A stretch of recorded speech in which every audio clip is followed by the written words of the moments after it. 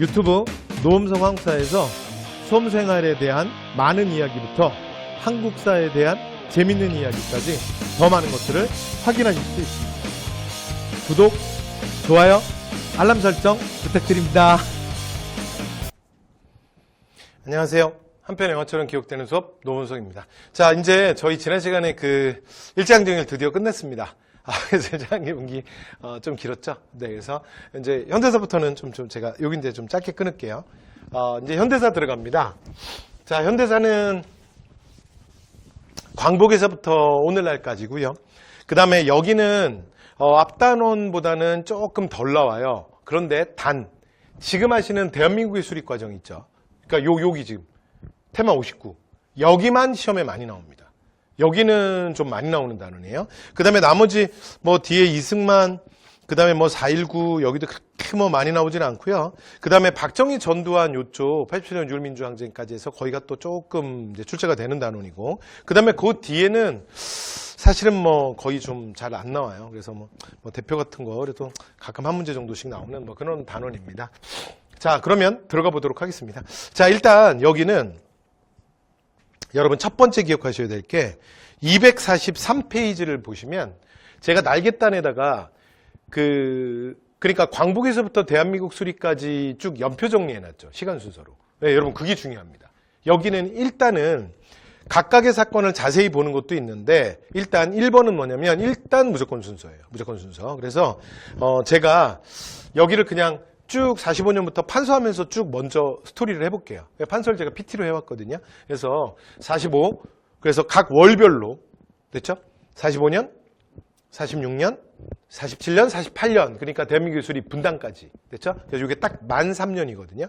그래서 만 3년을 지금부터 시간 순서대로 해보도록 하겠습니다. 그래서 여러분 그 옆에다가 제가 적어놨으니까 거기다 간단하게 메모하셔도 되고, 그 다음에 여기는 좀 많이 나오는 파트니까 한번 이렇게 그냥 정리 한번 해보셔도 되거든요. 그러니까 노트나 아니면 좀 사이즈 큰 포스트잇이 있으면 그냥 같이 한번 그 판선 한번 해보시죠. 자, 시작합니다.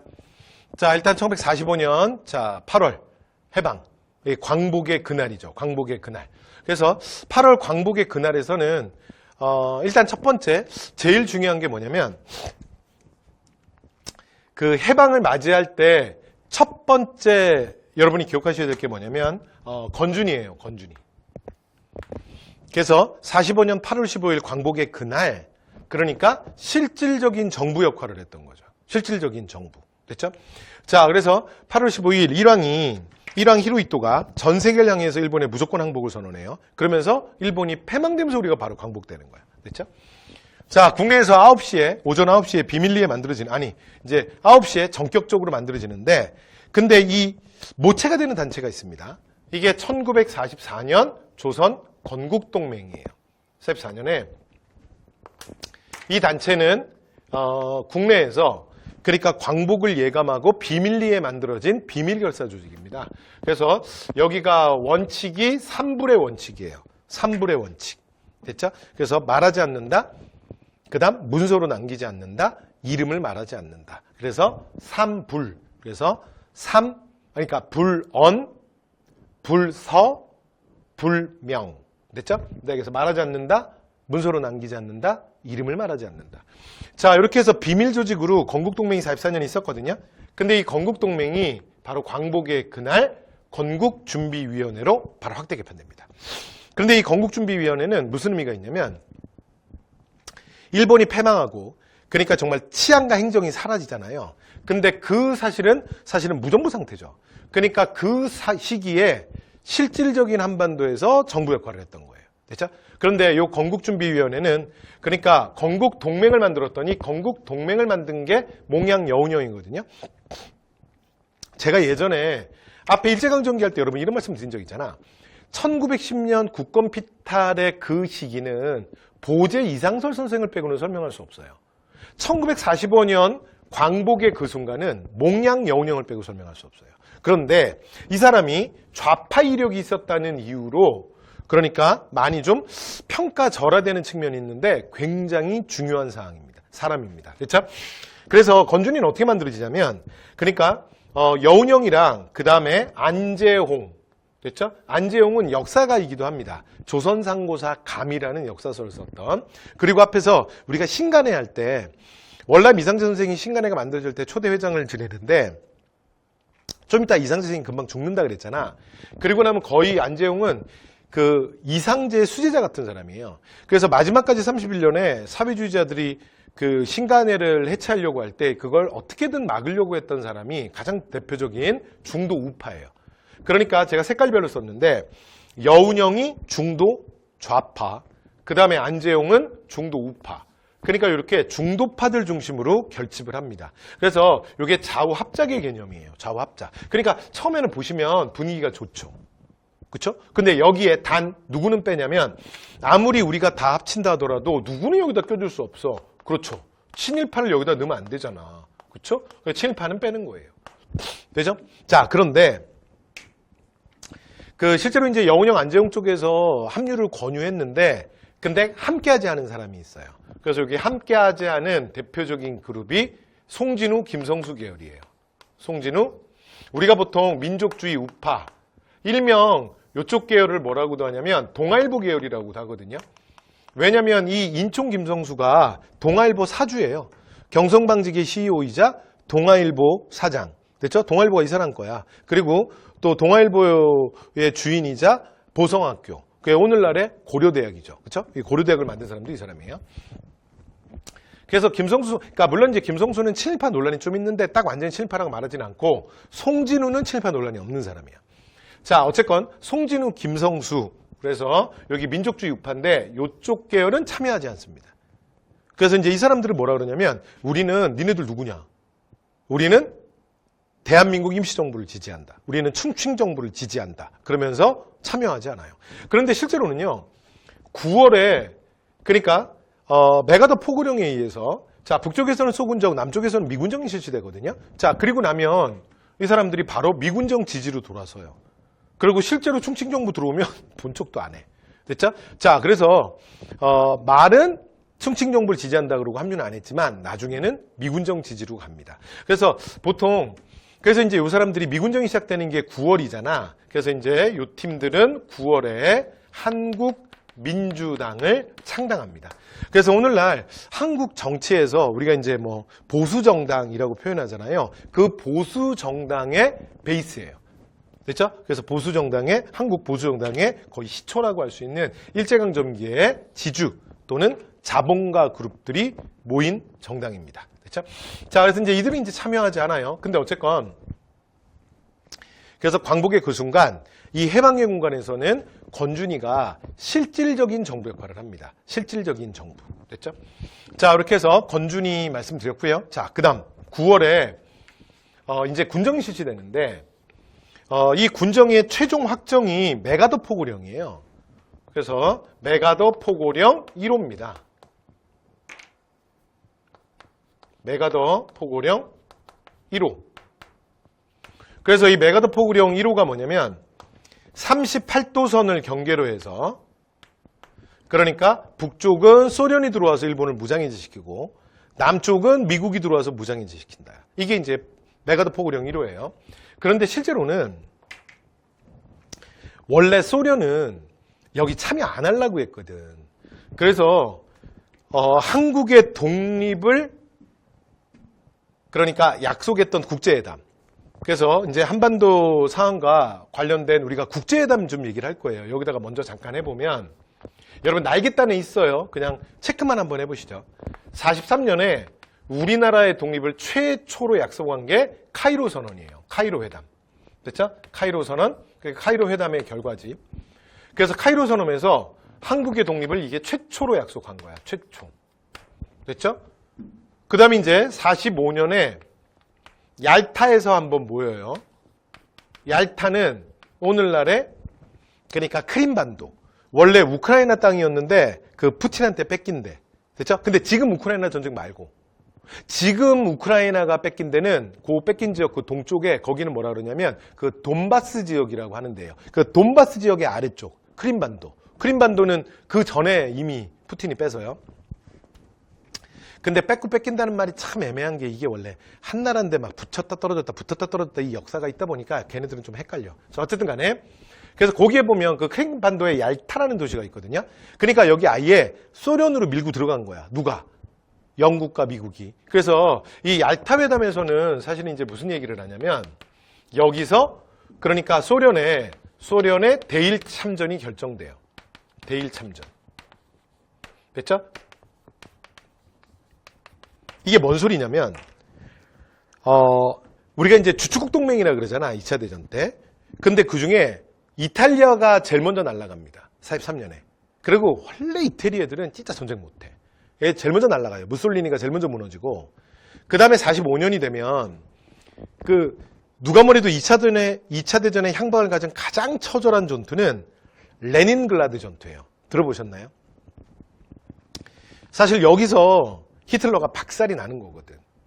그리고 이제 마지막으로 노르망디 사용작전에서 정말 진짜 끝장이 난 거죠. 그래서 이제 전쟁이 이제 유럽은 독일이 상당히 많이 무너지면서 상이 좀씩 정리돼 가는 거야.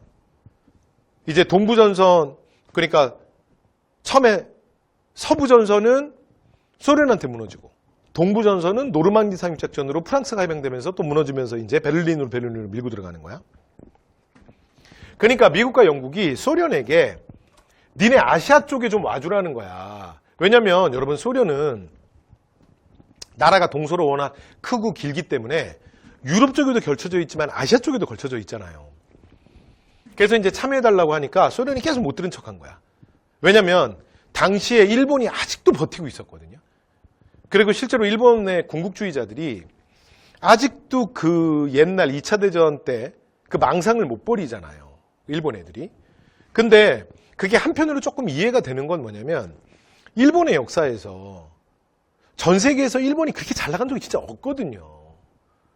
그리고 이제 이게 전쟁 같은 거 이렇게 전쟁사 같은 거 이렇게 뭐 보면 좋아하시는 분들 있잖아.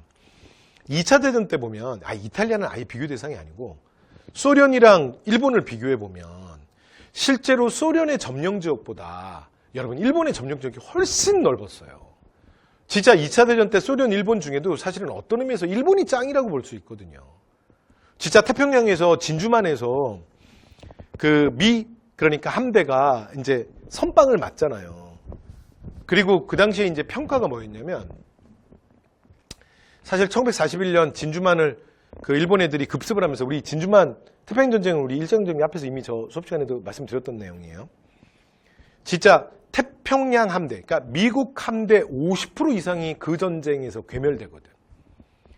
그리고 나면 이후에 태평양전쟁에서 진짜 미국은 일본을 상대하는데 진짜 허덕허덕 됐어요, 진짜로.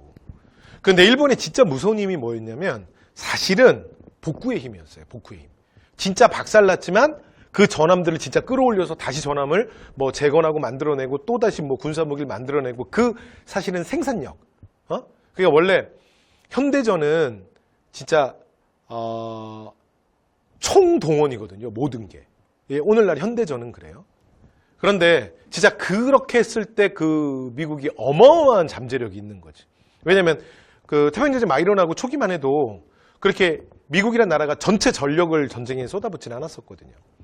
근데 그 이후에 41년 태평양전쟁 이후에 진짜 미국이 진짜 모든 총동원을 해서 일본과 싸우게 되죠.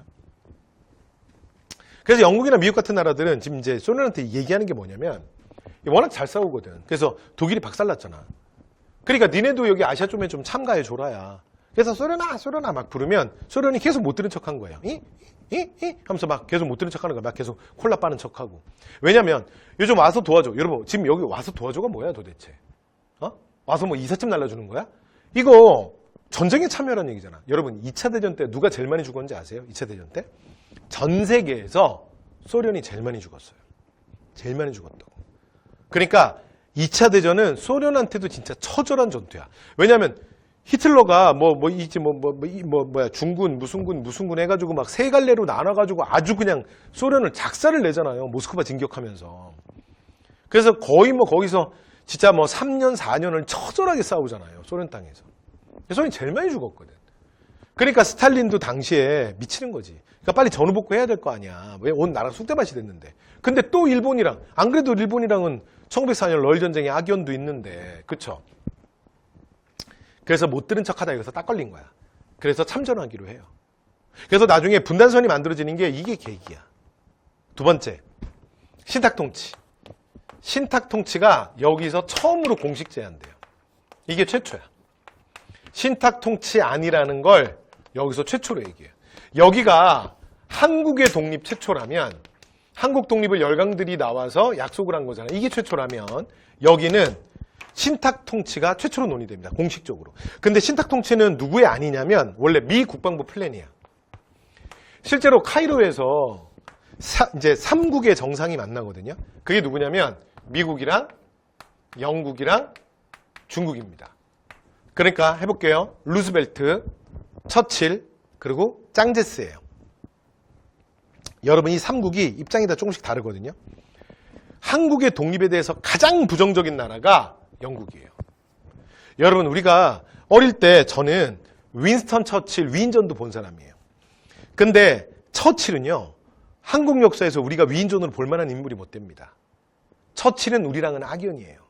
그리고 원래 영국 내에서도 처칠은 호불호가 좀 있어요.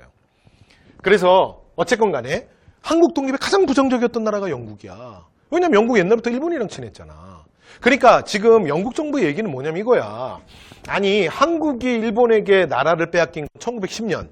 그러니까 2차 대전 전 얘기인데 아니 왜 과거 문제까지 들어가서 그리고 사실 지들이 아직도 식민지 좀 갖고 있었거든. 2차 대전이 끝나고 나면 완전히 식민지 다 털리는 거야. 영국도. 왜냐면 지들도 식민지 있잖아. 뭐 인도니 뭐니 해서.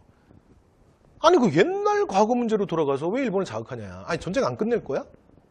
그러니까 그냥 그건 놔두는 게 낫지 않아? 이게 영국 생각이에요. 그 다음에 한국의 독립을 가장 강력하게 얘기했던 게 누군지 아세요? 가장 강력하게 얘기했던 게 짱제스예요. 우리가 오늘날 백범 김구를 독립운동의 1번으로 따지잖아. 그렇죠? 보통 1번으로 치는 이유가 이게 김구의 역할이야. 짱제스 뒤에 김구가 있다고요. 됐죠? 그래서 김구, 그 다음에 그 짱제스 부인이 되게 엄청 부잣집 딸이거든? 그래서 그 또 부인이 영향력이 커요. 그 뒤에 누가 있었냐면, 누구야? 박자정? 그 약산 김원봉, 의열단 기억나세요? 그 의열단 김원봉의 부인. 됐죠? 그래서 이제 거기. 이제 그런 사실은 지원 속에서 국제사회에서 한국의 독립을 가장 강력하게 얘기했던 게 하여튼 결국은 중국 정부였어요. 되죠? 이런 상황에서 좀 중도적 입장이 미국이야. 그래서 미 국방부의 최종적인 플랜은 뭐냐면 그래 독립시키자. 독립시키는데 그러면서 미국이 조금 고민에 빠진 거야. 그러면서 미 국방부가 플랜 하나 만드는데 그게 뭐냐면 신탁통치 아니야. 그러니까 신탁통치는 여러분 그대로 읽어볼게요. 믿을 신에 맡길 탁이야. 그러니까 믿고 맡겨라야. 그러니까 무슨 얘기냐면 이게 즉각적 독립이 아니라 말을 바꾸면 독립을 잠깐 유보하는 거야. 그러니까 이제 미국 정부 얘기는 뭐냐면 필리핀의 예를 보더라도 얘네들이 식민지 생활을 오래 하다가 그냥 니네들끼리 국가를 한번 해봐라. 그러면 엄청난 혼란이 있더라 이거야. 그런데 한국은 대략 30년에서 40년간 일본의 식민지였잖아. 그러면 니네들끼리 그냥 독립국가를 해봐라 했을 때 과연 한국이 하겠냐.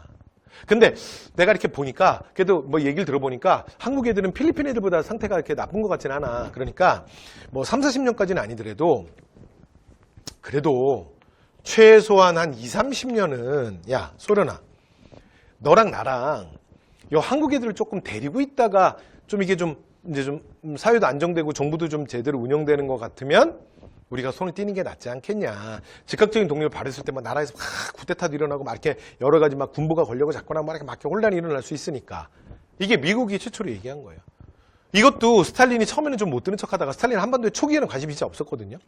그러다 나중에 이제 공식성에서 또 얘기하고 그러니까 이때 스탈린이 뭐라고 대답하냐면 꼭 필요하다면 생각해 보겠다. 그러나 기간은 짧으면 짧을수록 좋다. 이러면서 이제 여기서 끝나요. 됐죠? 자, 마지막. 이제, 일본 패망 직전이죠. 45년 7월에 독일의 도시 포츠담에서 다시 한번 모입니다. 이게 마지막 포츠담 회담이에요.